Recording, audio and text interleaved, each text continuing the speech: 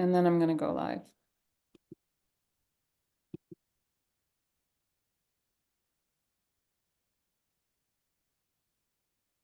I got pretty good internet here, so it should let me know when you're on. Okay, just hit live, go live.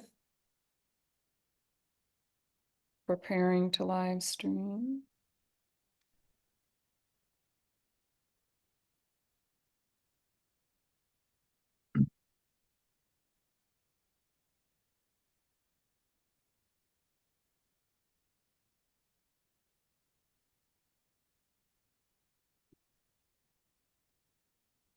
Nothing yet. There we go. You're live. All right, thank you so much. Welcome, everybody, to this Facebook Live panel chat.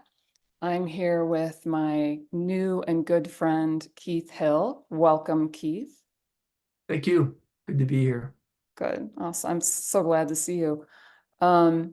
So today we're talking about a big topic that you and I had a little bit of conversation on previously. And so that kind of is what prompted us to do this live, because I think it's going to be really helpful for people to kind of understand a broader sobriety in like a broader context of just life and living and walking the spiritual path. So, but to begin with, I was wondering if you could just briefly introduce yourself, tell us where you're coming from, and then I want to ask you just a little icebreaker question, and that is what is the one thing that you're celebrating this week? Hmm. I'll, I'll start off with answering that, and then I'll introduce myself. I've been celebrating this, preparing for this call. Awesome. I didn't know what when we briefly talked about doing this.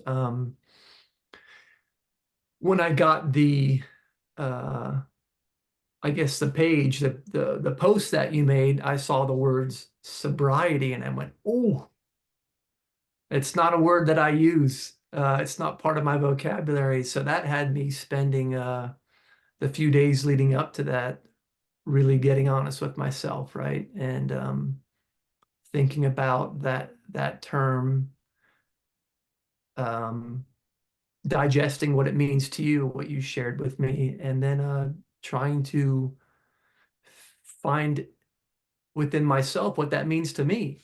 Um, so it's it was a few days, I think, of me taking that with me on my hikes and carrying it throughout my day and really trying to sit with that. So I'm grateful for that. Yeah. So I'm grateful for Good. this. Um, I'm Keith Hill. I'm currently stationed. No, I'm staying in Fredericksburg, outside of Fredericksburg, Texas, in the hill country, across the street from a national park called Enchanted Rock, which is a beautiful, powerful, powerful set of mountains that um, holds significant value and power, and I'm grateful to be working across the street from it at a kind of a retreat resort estate B&B. I came here a few months ago for a retreat, and I kind of fell in love with the place, and the owner and I felt like soul brother and sister, and she asked me to stay on and help out, and I can do my writing and my spirit work, and so that's what's up with me. Awesome. Well, I encourage people to go to your Facebook page and take a look at some of the incredible photos and films that you've posted on there, because it is truly remarkable. I'm kind of blown away by the power of that park, and I had never heard of it before. So definitely worth checking out. So you kind of alluded to the question that I wanted to begin with today, and that is basically, what does sobriety mean to you? And I'll just start by sharing with you that I also have had sort of some feelings about this word and actually using it for myself because I I didn't really have a drinking problem, so to speak, but the more and more I got into this topic, it was like, well, I'm not exactly sure that was true because I continued to drink beyond what I really wanted to do. So, it's also and also that it wasn't a struggle for me, eventually. So that's why I kind of wanted to come on so we could get a little more elastic view of this topic. So tell me, I'll just jump right in there and tell me what sobriety means to you.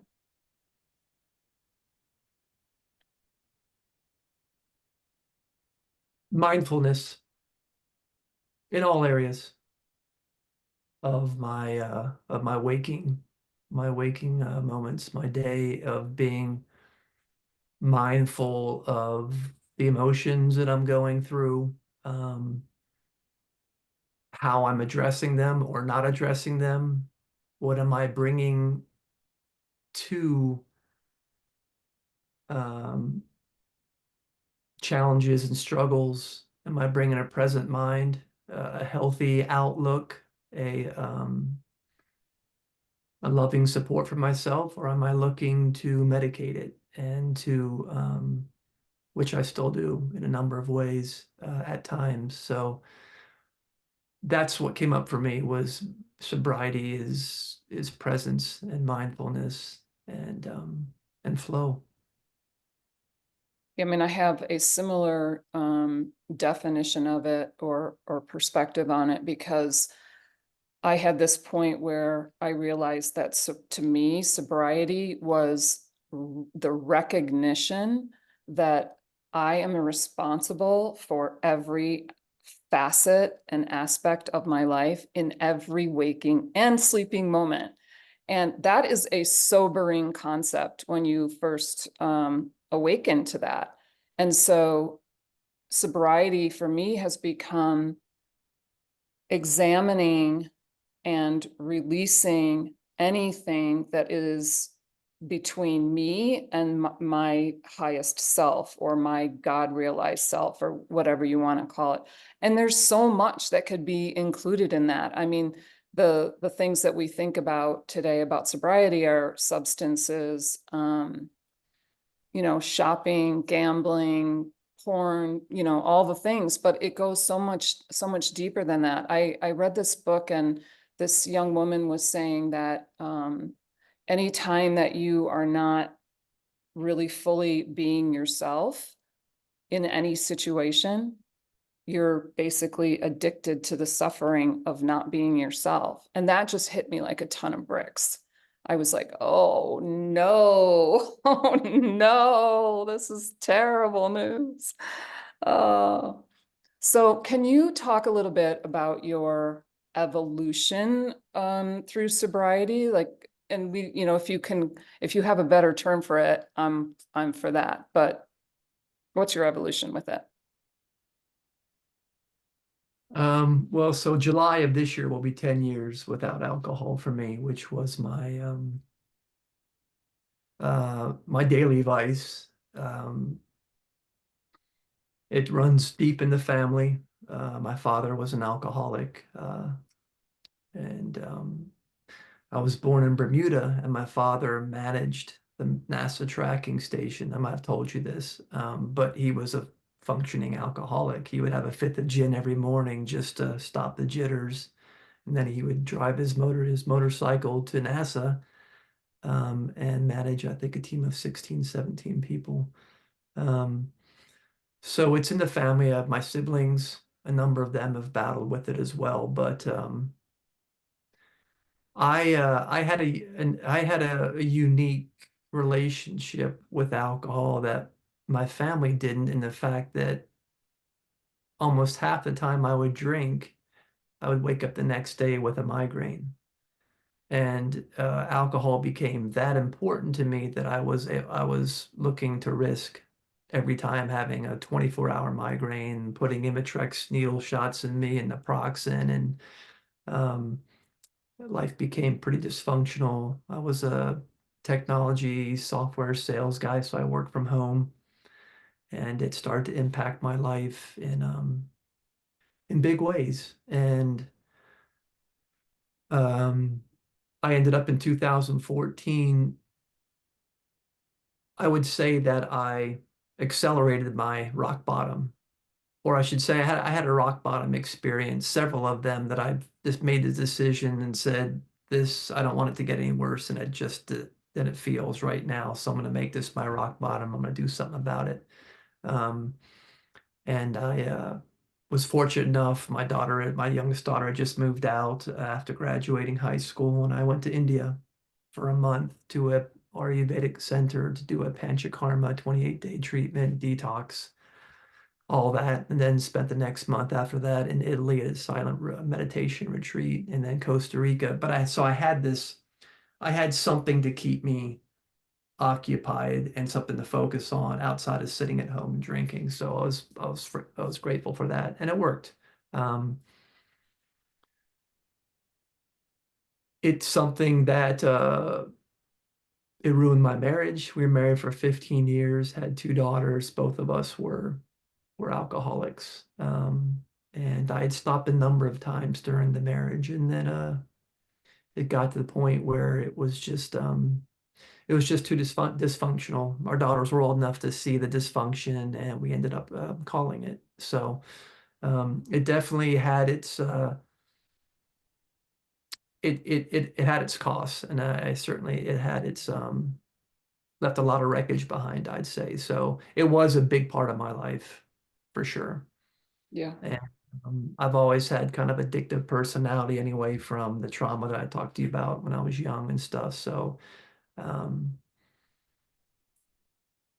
I think, and I think since then I've done a good job at, I'm gonna switch gears. I told you I might have a little bit of a surprise here for you because I think when I saw the word sobriety that we'll be talking about, I mentioned to you that I'm going through a transition of a long-term relationship, and it's getting pretty painful.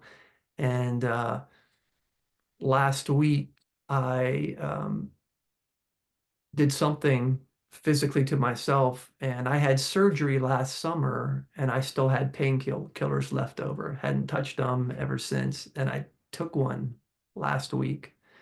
And then, because of how I felt from it and how I was feeling with this relationship ending, I took one the next day and another one the next day. And I did it 3 days in a row. And it was interesting to get your sobriety thing because I had to get honest with myself. Yeah, I don't drink anymore.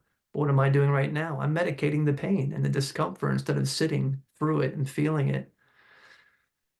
So I took the rest of the bottle and I mixed it with my father's ashes and I took it to the mountain. I did a little ceremony of dumping it into the dirt there. But so it's still, I know that addiction is probably something that's going to be sitting there on my shoulder for the rest of my life. And it's how do I respond to the darkness, right? How do I respond to my shadow, the tough days? And that's what I've been doing these past few days is just sitting with it. And it's pretty hard. So Wow.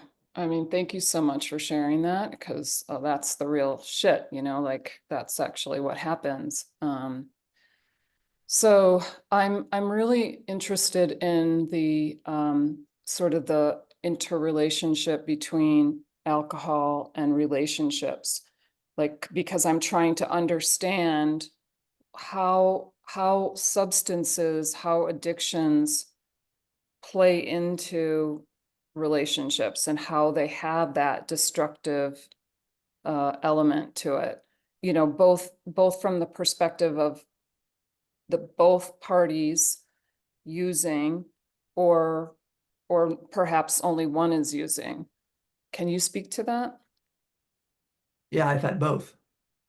So this relationship that's just transitioning now, my partner didn't have any addictions, didn't drink, never have drink, never has had a drink, never had an addictive personality with any substance at all. And throughout our relationship, every now and then I had little periods where I would smoke weed. And she eventually told me that, it's really hard for me to be around you when you're smoking weed. I'm like, what are you talking about? We laugh. I'm a funny guy, right? I play my guitar even better. And she goes, you're not present. She goes, you're not present with me when you're under the influence. And she goes, it's not fair to me. And she was right. And I thought, she goes, don't I deserve you to be present? And so and then the marriage where the drinking was apparent, we were drinking all the time. She would drink her wine, and I would drink my vodka or my Jack Daniels, and it was every night for years. And that was probably why the marriage lasted as long as it did, because we were just, medicating what we couldn't say to each other or how we were feeling. So I've been in both scenarios. Yeah, Yeah. I think it's such a tricky thing because it's there everything's invisible. You can't really see it, and you certainly can't um perceive it when you're inside of it, when you're the one who's, using the technique of veiling or tamping down the feelings. And I think about one of the things that just breaks my heart about addictions is the stigma that there's some kind of flaw, in the character of the person. And when my awareness is that these substances are designed to keep us from knowing ourselves and from realizing who we are. And so I think, like, oh, you got addicted to that incredibly addictive substance that, society wanted you to have as early as possible and as long as possible. It's like not a big deal. There should be no shame around it whatsoever. But I felt like I was throughout my adult life, I would, all of us are just soaked in situations where there's tons of alcohol. Every single gathering now, it seems like there's just free flowing alcohol, or, the weed or whatever. And I, for a long time, couldn't figure out how to be in those situations um, without drinking. And the alternative was to not be in that life. And that was not a decision that I was ready to make until I was ready to make it. And that's actually what I had to do. I was wondering if you have any experience of that type of schism between, how life is and how you can be in that life. I don't do very well, and I've had plenty of opportunities, even from my professional life, sales, um, taking clients out, going to all the big sales conferences. Alcohol is major, and it's always shocked me how companies would throw events and spend all the money to fly people out there to do training and sales kickoffs for the new year and product knowledge, and everybody would be getting hammered at night and they would come in the next morning completely out of it, just blitzed. And I'm thinking, nobody's paying attention. People aren't even showing up. And this was with multiple companies that I worked with. And then my peers, the people that I care about, a lot of them have alcohol issues. And it just becomes this wheel of sell, sell, sell, work, work, work, drink, drink, drink. Drink is how everybody unwinds. It's Then I go into my band days, the bands that I've played in, and when I was drinking, I was a mess. I would have my bandmates worry about me on stage a number of times, like we thought you're gonna fall off the stage, we were really worried about how reckless you are. Um, And I would see it affect behaviors of musicians in my band, how the drinking would affect their playing, how it would affect the show afterwards and the conversations that we would have. And I see it today in even in our, what I would just call community, right? I go to retreats. I go to spiritual retreats or yoga retreats, and everybody's drinking at night. And it's getting much harder for me to be in that space. And I'm not sure why. It's getting increasingly uncomfortable. And it's not because I'm tempted to drink. Anybody can drink around me. They've been able to, they've known that for the last decade. We can drink around Keith. He's not tempted to drink. He's done with that stuff. But it's something that's happening to the spirits of the brothers and sisters that I love. There's a change going on. And I'm open to it just being me, but there is there's a term that Tara Brach uses that I think is a Japanese term for something called hungry ghosts. And when I hear that word, that's the way that people that have been drinking, not all of them, but a good amount of them, look like and feel to me. The place that I'm staying at, I play in the saloon on Fridays and Saturday nights, and I watch the same movie every single night. First couple songs, people are just getting in, they're having a glass of whatever it is, and people get warm and friendly and they're waving and suggesting songs and tipping. And then an hour into the set, people are getting louder and louder, and the eyes start to just change, and the spirit changes, and the atmosphere changes, and it starts to hurt my heart. And I wonder what I'm doing. I'm sitting here being part of this experience that feels hurtful to me. And I have compassion for my brothers and sisters that I see getting inebriated like that. And yes, I'm aware that they're at this, they're coming to our state. It's a weekend getaway, but we had two couples this weekend that they were drunk the entire weekend, and they were bullying some other guests. They were just a wreck. They were smoking inside the saloon when they shouldn't have been. We have a small staff. We can only do what we can do. And they left our grotto room, which is one of our best rooms, with urine all over the mattress. And this is stuff that's directly related to alcohol. I know most people would never do that, right? Yeah. But so it's showing up for me in a big way. And this is after you and I were hiking in Sedona. So it's becoming increasingly difficult for me. And there's days I want to hide away completely. 6, 7 months ago, I went to an ashram for about 10 days, 12 days, and I loved it. There was no substances, no anything. You woke up at 5, at 5 a.m. you have a choice of yoga nidra or going to hatha yoga or something like that, vegetarian meals, and it was beautiful. I could hear my spirit. I could have conversations with people that were really present, and the connections and the conversations all had value to them. They weren't getting lost. I don't want to go too much further because I know I feel judgment coming up as well. So I do.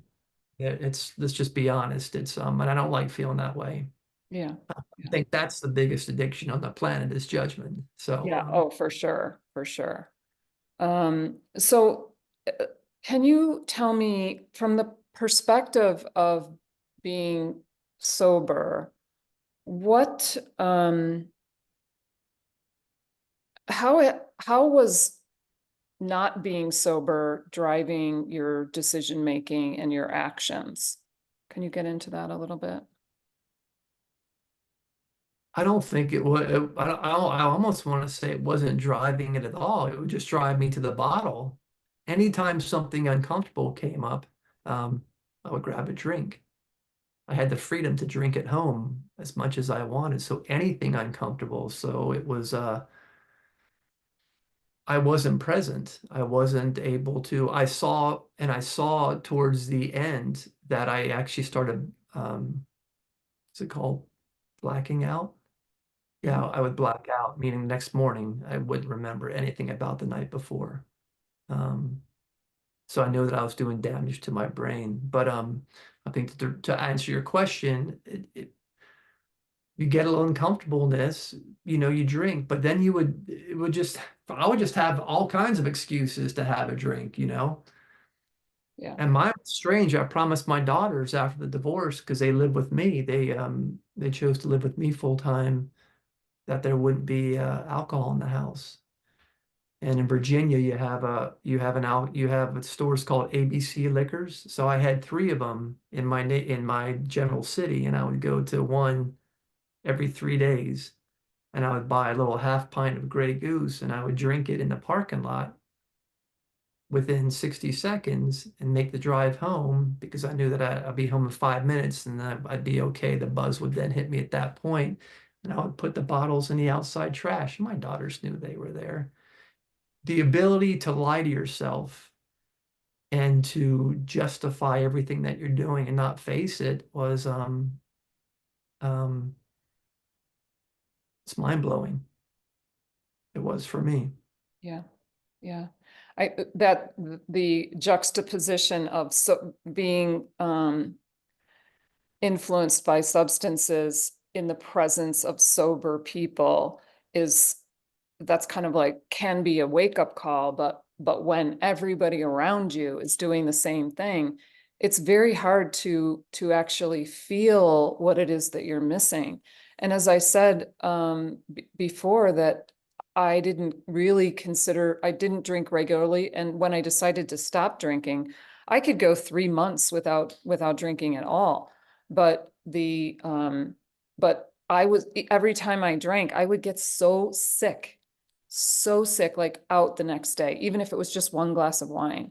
And so, like you said, like I was willing to do that occasionally for the comfort and ease that I thought that it was bringing me in the moment, or the celebration, or just the buzz. And it wasn't until I stopped, I had been or I had been sober for like a year, that I really understood the depth of the wellness that I felt, and conversely, how long lasting the effects of the spirits are, because it changes everything about you. If it changes your spirit, which is why it's called spirits, then it changes everything about you. And so people around you are not getting the best version of you. You're not getting the best version of you. And but two people or a group who are in that dynamic, it just is so hard to break out of it.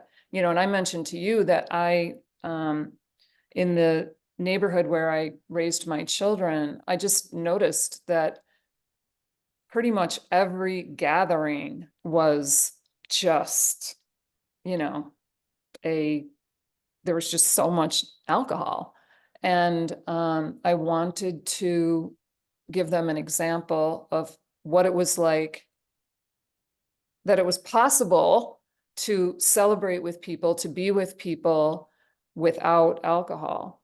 And I've I've developed now the ability. Now I'm having a dinner party on Friday night, and I'm not serving alcohol, and nobody cares. And it's going to be a beautiful evening. Um, but it takes courage to step into some of those social situations and not drink because it's uncomfortable, but also being the only one that isn't drinking. So how do you handle that when there's so much around you? It's again, I'm not tempted. And I never really was. That was which was interesting. Everybody was so sensitive about drinking around me when I first stopped drinking. So that was never an issue for me to be tempted. But I would say that I could mix in much better in the beginning. Um, and then as time went on, it just increasingly got more and more uncomfortable. And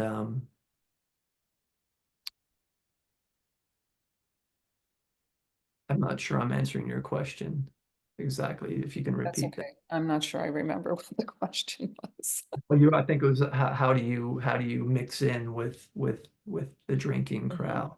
Yeah. Being that my former partner for the last 7 years didn't drink, we didn't.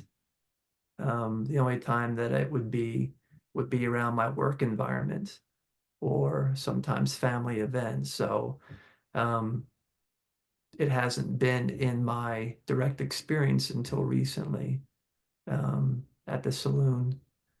And then even the events, friends, again, I will just use the word community that we spend day in spirit talk and hikes and yoga and sound healing. And then there's alcohol involved at night. Um, that I think that's what's baffled me the most and left me feeling like, boy, where do I fit into this? Because it just feels like disrespected in a way. And it's not intentional by them. I just feel it's a waste of my time. I'd rather be talking to a stranger who's not drinking and getting to know them a little bit better than to see people that I love on that wheel. Yeah. Do you have a physical reaction to being around alcohol, whether it's other people, well, yeah, other people drinking? I am now. I do now, especially.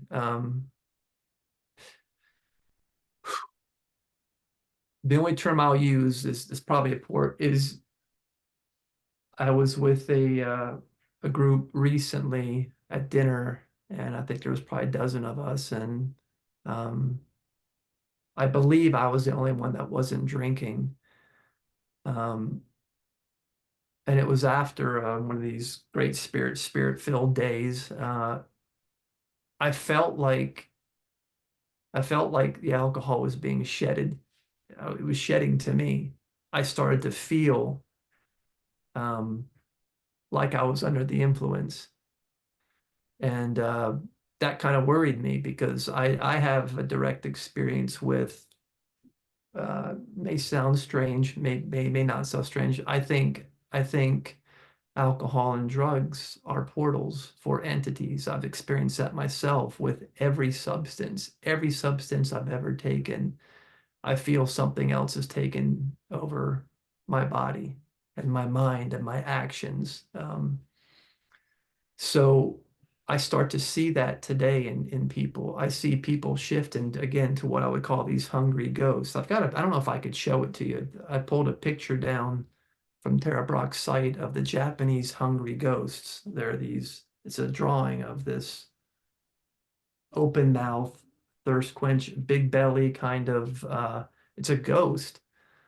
Um, And I saw that drawing some years back, and that always kind of pops up into my experience when I'm talking to somebody who's after the show, they're just spitting on me as they're talking, they're drunk, tell me about, putting too much weight on me and getting too close. And it's like a hungry ghost that I can't get away from. Yeah. And that's not everybody, but it's enough that um, that's starting to be the effect that I'm seeing. And I truly am seeing it increase, not just because of the environment that I'm in, but I'm seeing it increase with people that I love, that I'm a bit surprised that are drinking at that level. Um, and friends of mine, when I'm on stage performing and they start drinking and they're no longer paying attention, they're screaming in the back and laughing really loud. And I'm up there going, what am I even playing for? It's a good exercise for my ego to do that, but I'd rather be doing that in a restaurant where people are eating and having a good time and loud than people drinking. And Yeah. so I'm hoping to understand. I'm so open to know how to be in this space in a different way. Um, but every bit of me is saying I need to remove myself from it Mm. as quickly as I can. Yeah. I want to talk a little bit more about the entity idea because somebody that I follow on Facebook mentioned one time that an entity is anything that you give your power to for whatever amount of time, anything outside of yourself that you give your power to, usually to assist you with something that you don't feel you can handle on your own. And so it can serve a purpose. Um, but the problem is that you become reliant on it, and then you no longer have the capacity to handle what comes your way.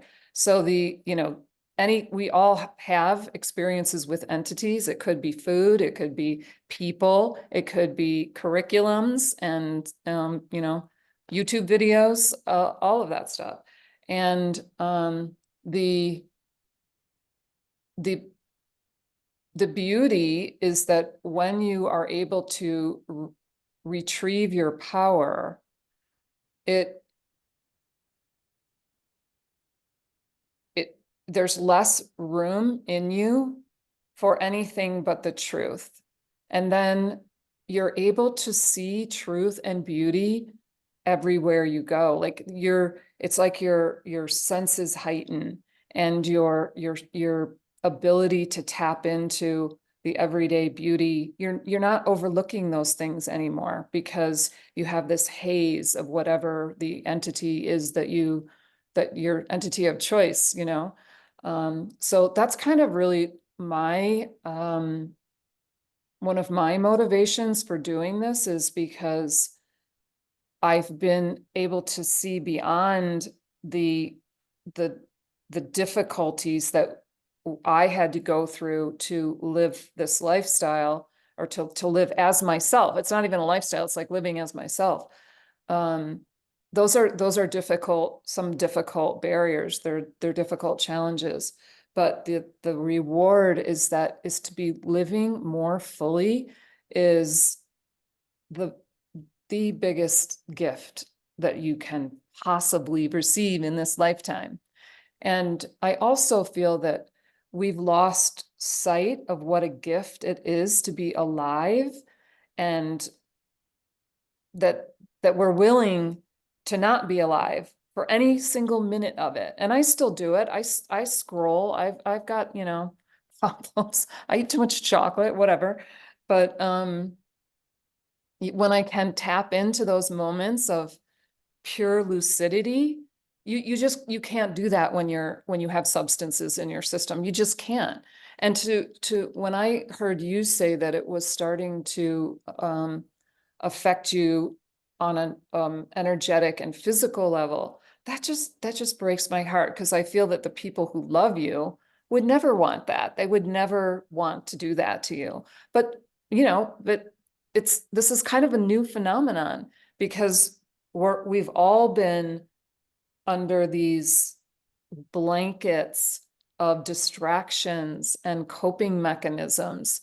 And it's just now that we're starting to shed those and really step into this full and bright and magical life. And I just want to invite people, come along, come along. We'll have a party. It'll be so much fun. Yeah, so that's my little soapbox. Can you talk about how sobriety has changed the things that matter most to you? Hmm. Yeah. I think first and foremost would be my relationship with my daughters. It's always been a loving, fun relationship, but my youngest was her last couple years of high school. She was very much like I was in high school. She enjoyed the social aspect, and academically, she really struggled. And that's exactly what my experience was. Um, and it was a time when my drinking was at its highest, so it was daily. I'd be getting a lot of messages from her teachers and her school. She's not in school today. She's not in school today. And I would address those with her when I had been drinking, and broke her heart a number of times. And I remember the last time I didn't ever like yell and scream, but I always let her know how disappointed I was I guess what was an unkind way. And she just sat there in her bed crying. And it was shortly after that, that was one of the moments I used as I said, my rock bottom. I don't want to make my daughter feel like that ever again. And several months later is when I left for India. So when I came back, my daughters saw a complete change in the way their father was uh, being. in their space, being in his own space, being part of life, the gentleness that returned, that's part of my nature anyway. Um, I think that was always the number one component that repaired itself rather quickly. And I'm grateful for that with my daughters, so they know that their dad doesn't drink. I would say my health, my health took a big turn for the. I was no longer bloated. My fingers weren't swollen anymore. When I got to India, I had stopped drinking a month or two before then because I wanted to prepare and not have to make India about my detoxing from alcohol. I want to be about putting the good stuff in me. But he could tell by looking at my swollen fingers. He goes, "You're a drinker." I said, "Well, I was a drinker." And then he says, "Yeah, we can tell." So the health returned pretty quick. The vibrancy, the physicalness of it, the color in my skin, my hair, everything seemed to improve after that. And I would say what you were just speaking of, my relationship with spirit um, started to really deepen, and I started to recognize that when I'm drinking, I'm leaving God or God's leaving me. It's just they can't work together. So taking all these spirits would replace the only spirit that I wanted a relationship with, right?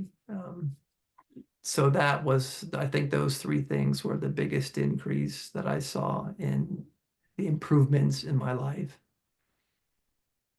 That's beautiful.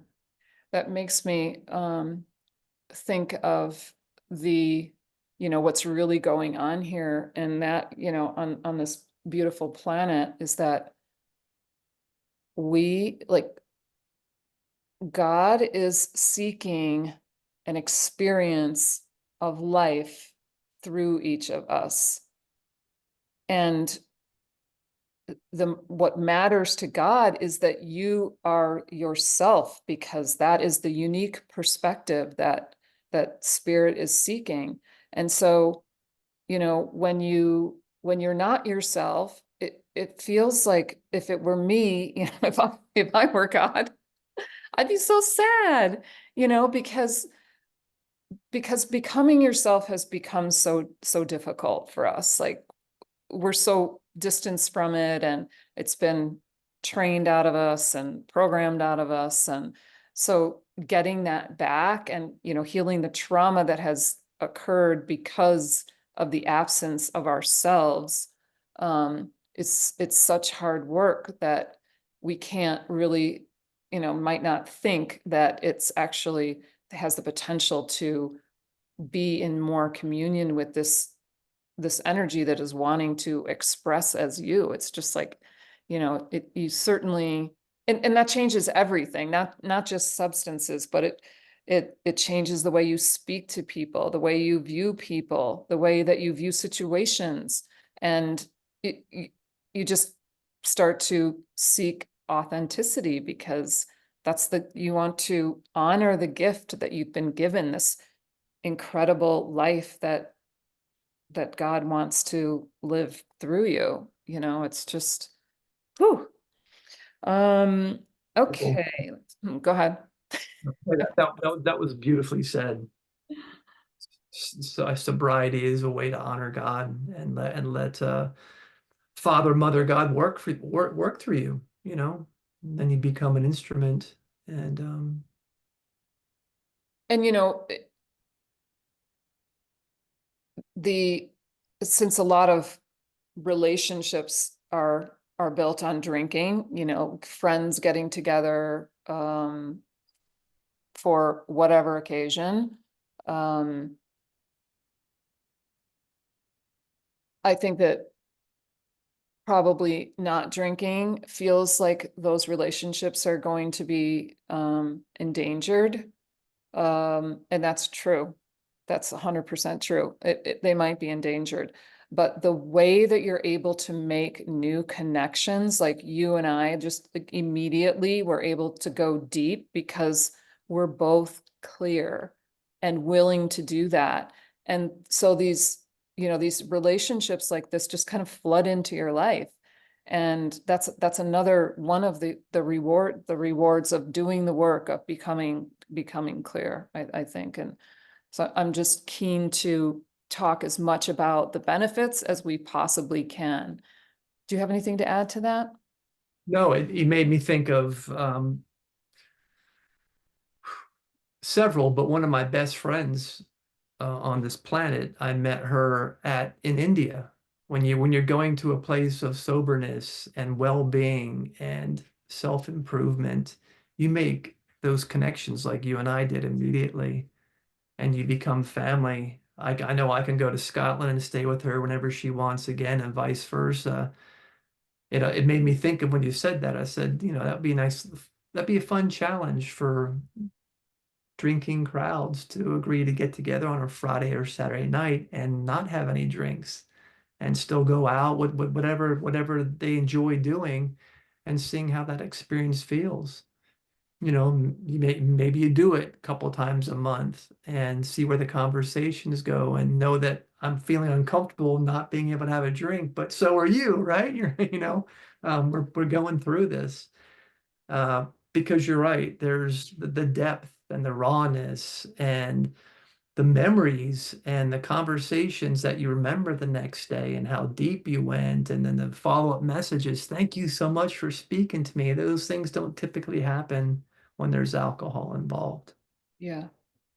I think too, there's an actual, I would guess that there's a physical slash medical ramification of drinking, and that is that I forgot what I was going to say. Never mind. It'll come back to me. We're gonna Um, talk about drunk driving. what? We're gonna talk about drunk driving. Yeah, I could talk about drunk driving. So what is there anything else that you think people would? Oh, I know what I was going to say. So when I first embarked on this journey, you're going to encounter all kinds of strange situations. Like when I stopped drinking, the catalyst was that I had wanted to stop drinking anyway, but um, I went to a friend's house, and she was also my financial advisor. And um, I had a glass of wine, and I was supposed to meet her the next day for a meeting, sign some papers. And I felt so terrible. I didn't think I was going to make the meeting. I was just laying, on the bed and just like, oh my God, I don't think I could go. So I called her up, and I was like, I'm going to be there, but I'm probably going to be late. And she's like, you just can't drink. And I said, oh my God, you're right. I can't. And I'm not doing it anymore. And so that day I quit drinking. And then several months later, she and I had a trip to Paris planned. And she's like, you can't go to Paris without drinking. I was like, watch me. But it was like the very person who knew that it was not in my best interest to drink. I was impacting her life because she wasn't going to have anybody to sip champagne with. And so and I feel her pain. I would have felt the same way. It's like, what? Like, that's bad timing. But so what I initially had to do was I didn't try to start hosting events at night, dinner, like where alcohol would ordinarily be served.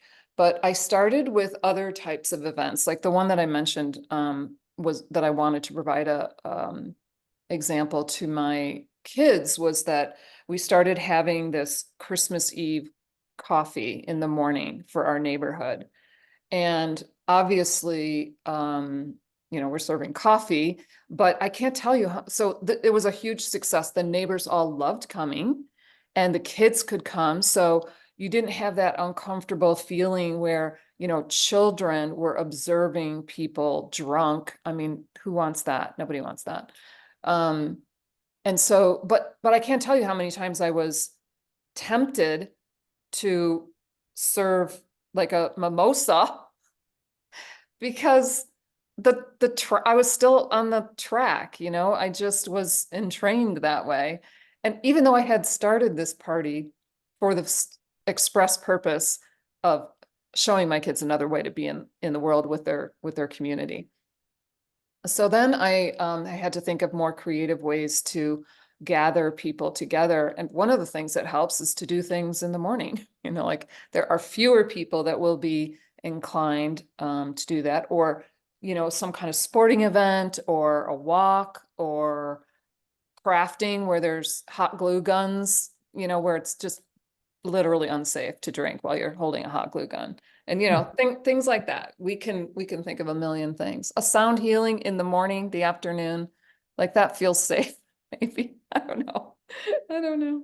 Do you have any ideas? Have you come up with anything? Oh, those are my favorite days when I start the morning, and it's not nearly enough. I go to the Rocks sometimes with the owner and whoever else we have staying that wants to do it. We go and watch the sunrise, and she brings the bowls and the crystals and does her own little kind of ceremony thing, and it's a beautiful way to start the day. You get back for breakfast and you just feel. And again, we're in an environment where I see the patrons, the guests, the next morning after they were so loving and loud and in the bars and drunk. And I might have told you this, the next morning, they're very different, and almost unapproachable, head down. Um, in addition to not feeling well, I sense shame from them. Um, and maybe not remembering exactly what our interaction was the night before, which makes me feel a little bit sad because that's what we're talking about. But to your point, I'm thinking, man, when I go to these retreats, I can't wait to get up in the morning and make the most of that day and just check out the surroundings and be present for my kids and whatever um, that I can do uh, to expand, to grow. I had a talk about this with a friend of mine before. I said, it feels like ages, the days when we would go to Miami or whatever for the weekend and drink, and maybe the guys would get up and play some golf or something, but then it's back to drinking again. I haven't been on a vacation like that in over a decade. My vacations are all sober trips to some beautiful location with beautiful people, and hopefully it's a sober evening, and sometimes they're not. But for me, that's the way that I like to experience it, and I feel supported by spirit when I do those. And I'm living in a place right now where I get to do that during the week, not so much on the weekend with the type of guests that come. So um, Yeah. I just maybe want to close out by saying that everybody deserves to have this, everybody deserves to have a life that is alive and filled with all the complexity of living on planet Earth. And since, it's my feeling like we're all in this together, I just hope that people feel the support that you and I have for our family of humans, um, in moving toward a better life together, because we all have a vested interest in every single person being themselves, because that's how the whole thing works. And we need the whole thing. We need the whole thing in order for us to all step into this brighter, most beautiful life. And so that's my prayer, is that people just feel supported and definitely not judged. I agree. I want that too. And I'm aware that I may have came across as judgy in some of this conversation, and I'm willing to admit that is a component of mine that I'm still working on, because there's some beautiful brothers and sisters out there that are part of my life that I just want to be present with. I want to see them flourish. I want to see them be happy and healthy and whole and complete. And I want to see them expand in the ways that I think they might be missing um, with some of the habitual patterns and addictions. And yeah, I mean, I say it all the time, every day, multiple times. I am my I am presence, and I am one with the I am presence of Father, Mother, God, and all humanity. And may all beings be free in that peace. You cannot be free. You cannot be free until God's flowing through you. Yeah. Oh my gosh. Thank you so much. That's a benediction I'm going to end on. Thank you so much, Keith, Sure. for Thank being you. here and for being willing to speak about this subject at the risk of, feeling that others feeling that you might be judging them. And I know that, that's not our intent. So thank you, thank you, thank you so much. Thank you to everybody on Facebook, and this will be on my YouTube channel, this conversation, if you feel like coming back to it. And please reach out to one of us or both of us if you need some support. Thank you, Kay. Thank you, everybody. Bye bye. Blessings. Bye.